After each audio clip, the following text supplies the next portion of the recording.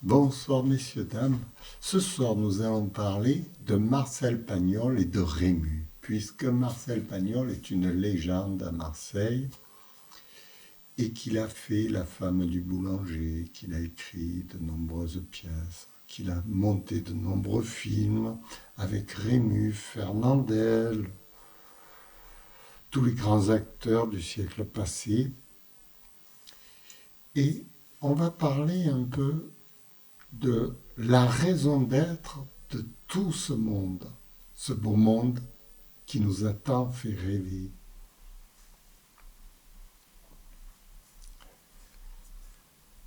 Marcel Pagnol, il faut dire que c'était un fils d'instituteur et que toute sa vie, il a puisé son inspiration dans la culture et dans l'enseignement.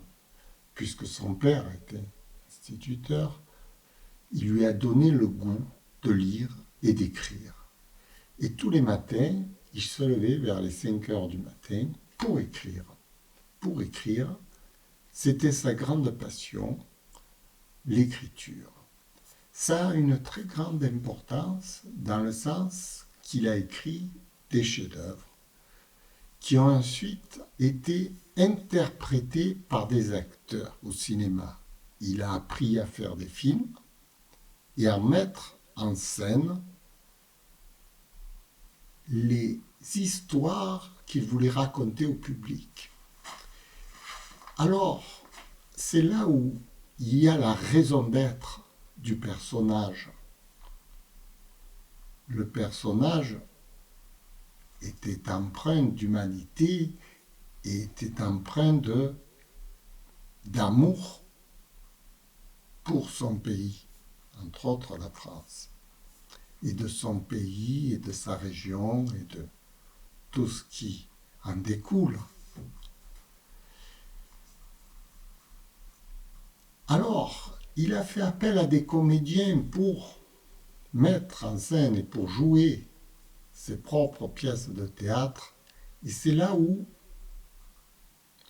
il faut bien comprendre la différence de métier qu'il existe entre l'auteur et l'interprète, c'est-à-dire le comédien.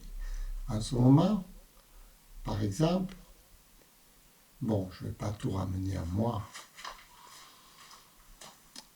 mais si vous voulez, quand on fait un film, il y a un auteur, il y a un metteur en scène, il y a un comédien.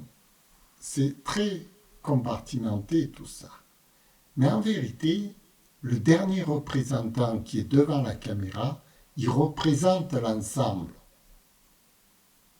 C'est un peu le représentant de la marque, si vous voulez. Le représentant de la marque Pagnol, c'était M. Rému.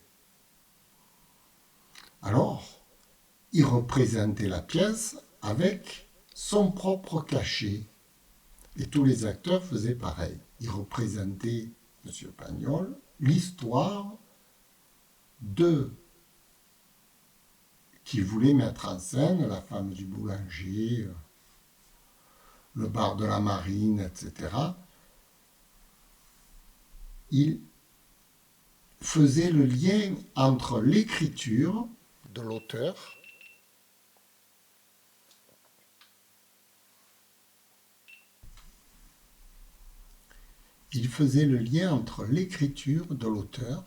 et le public. Le comédien est là pour ça.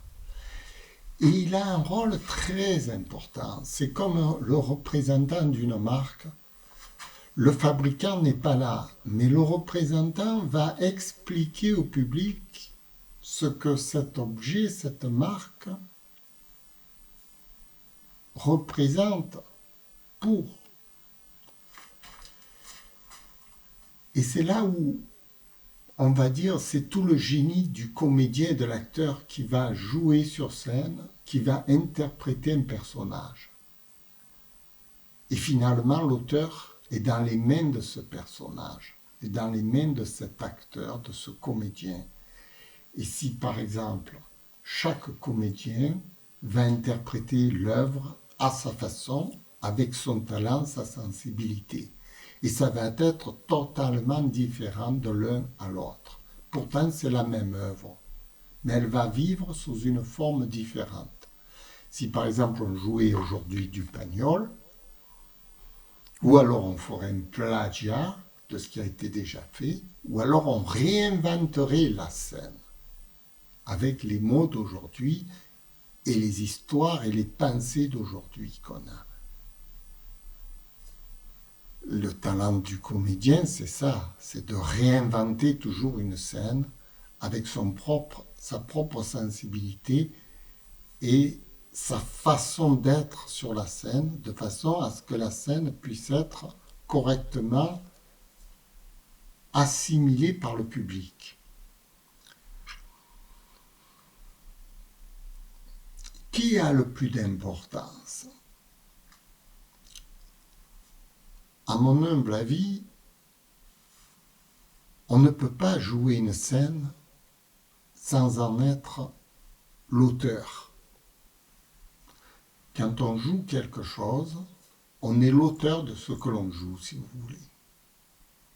Alors, on s'inspire des écrivains qui ont déjà écrit la scène, mais on réinvente une mise en scène, on réinvente une façon de le dire, on redevient auteur à sa façon. Rien que le fait de la parler, de transformer ce qui est écrit en parole, c'est déjà un acte de mise en scène, c'est un acte d'interprétation qui peut être très loin de l'auteur d'ailleurs. Les auteurs parfois ne se reconnaissent pas dans l'interprétation des comédiens. Et c'est là où chacun est libre en fait d'interpréter les écrits par sa propre sensibilité. C'est le métier du comédien. Le comédien doit justement faire le lien, en chimie on a un terme pour ça. C'est une métamorphose du produit, une transformation. Il transforme l'écriture en vivant. Ce qui est une tâche très intéressante pour le comédien. Transformer ce qui est dur, c'est-à-dire un livre, vous voyez, ce qu'il y a par exemple dans un livre, en quelque chose de vivant. Là, par exemple, on a le comédien qui joue la scène à sa façon, avec son propre costume, ses propres mouvements. C'est pas écrit dans le texte, la façon de jouer.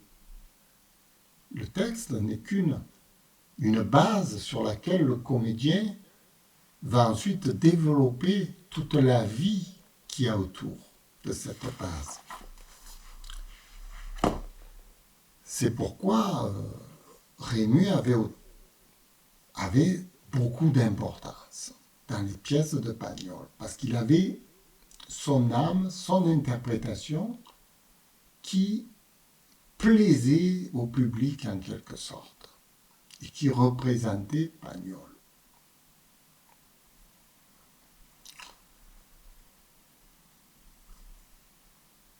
Maintenant, quelle est la raison de vivre de chacun de ces personnages ? Alors là, on va atteindre à la philosophie. La raison de vivre est philosophique, vous voyez. Suivant l'idée qu'on a de la vie, on va interpréter un personnage suivant cette idée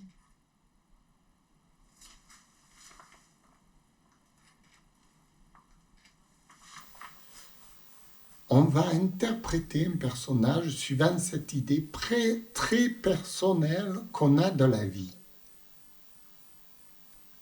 Parce qu'on ne peut pas faire autrement. On ne peut vivre que ce que l'on pense. On ne peut pas vivre autre chose. Et chaque époque, justement, chaque philosophie, chaque façon de penser va permettre aux comédiens de s'exprimer d'une certaine façon à l'écran, ce qui est très intéressant.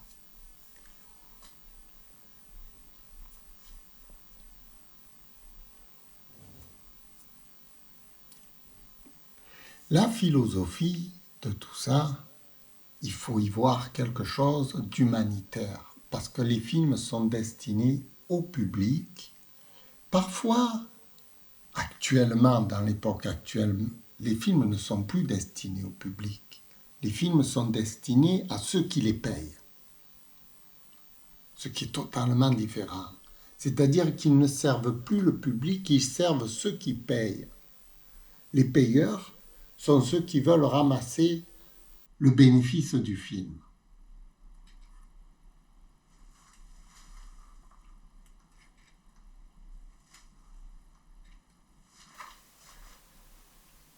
Veulent ramasser le bénéfice du film. Ce qui devient très étrange, c'est qu'on a des films qui ne correspondent plus à ce que le public attend. On a des films qui reflètent une certaine idée philosophique de ceux qui les produisent, et qui est une idée actuellement très commerciale et vénale. Ah, je vous assure, il n'y a plus de comédiens humanitaires, il n'y a plus de comédiens qui jouent pour le public, il n'y a que des comédiens qui jouent pour l'argent et qui sont payés pour dire ce qu'ils disent. Regardez les salaires de ceux qui passent à la télé, ils sont énormément payés pour dire ce qu'ils disent. Ils ne le disent pas gratuitement. Constatez-le, regardez leurs feuilles.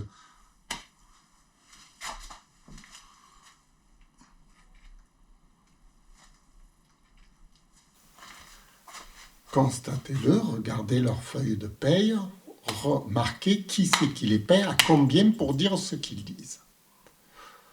Autrement dit, nous sommes dans un monde extrêmement détourné. C'est la philosophie actuelle du monde qui tourne avec des lois économiques actuelles. Voilà. On en reviendra aux lois économiques, etc. du monde. Bon. Et les comédiens qui parlent vraiment humanitaire, gratuitement, totalement gratuitement à l'écran, sont très rares. Je ne veux pas dire que moi-même, je parle gratuitement, que personne ne me paye pour vous dire ce que je dis, mais c'est la vérité. Personne ne me paye pour ce que je dis et j'en veux pas d'argent. Pas du tout.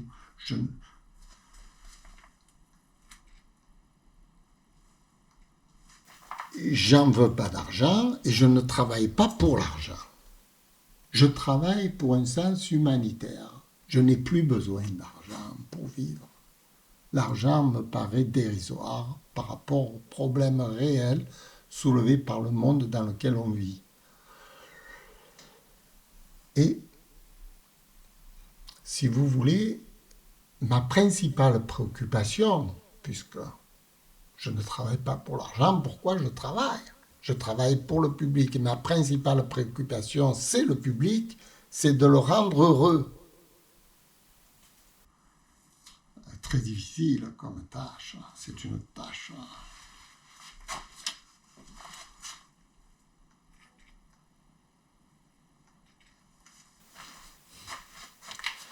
Je travaille pour rendre les gens heureux, ce qui est très difficile comme une tâche. Très difficile. Je vous assure, rendre les gens heureux, c'est quelque chose qui dépasse l'entendement. Hein.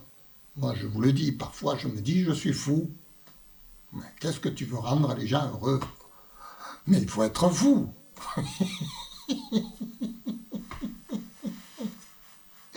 Eh oui, je dois être fou. Ah oui, je suis fou allié. Voilà, je terminerai là-dessus. Je suis un comédien fou allié. et je le revendique. Merci. Au revoir.